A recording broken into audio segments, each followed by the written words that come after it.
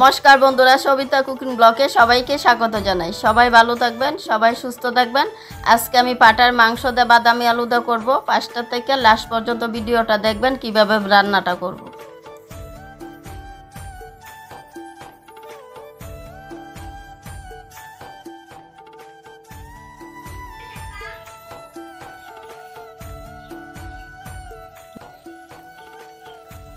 আলু সিদ্ধ করার জন্য দিয়ে দিব জল।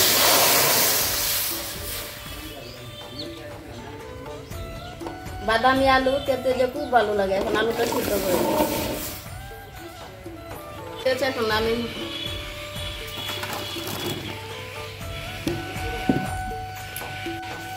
আলু ভাজার জন্য দিয়ে দিব সরষের তেল।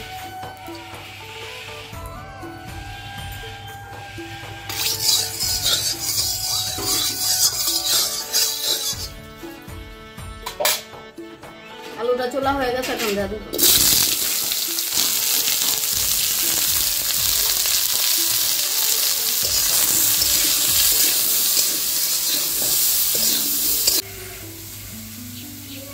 লবণ,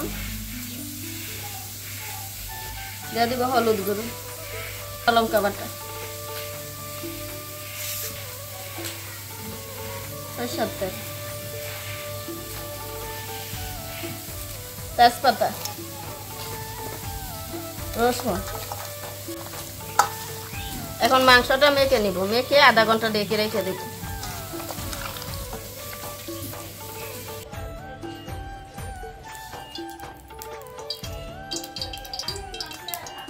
তেজপাতা দিয়ে দিব, পেস্ট করছি।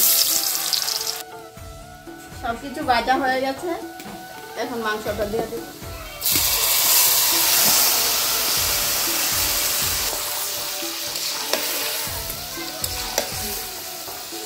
দিয়ে দিব 2টা গোটা রসুন আর পেঁয়াজ কুচি,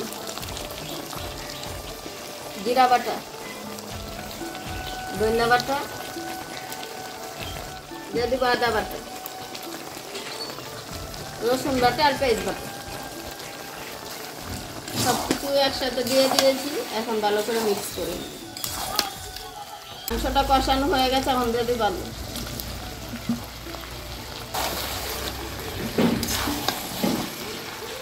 কষানো হয়ে গেছে, এখন দিয়ে দিব জল।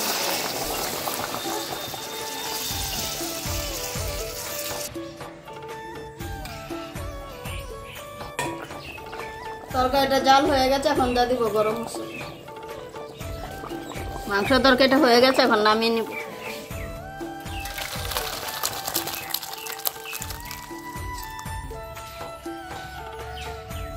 পাটার মাংস তরকারিটা কেমন হয়েছে যদি ভালো লাগে কমেন্টে জানাবেন, লাইক করবেন, শেয়ার করবেন।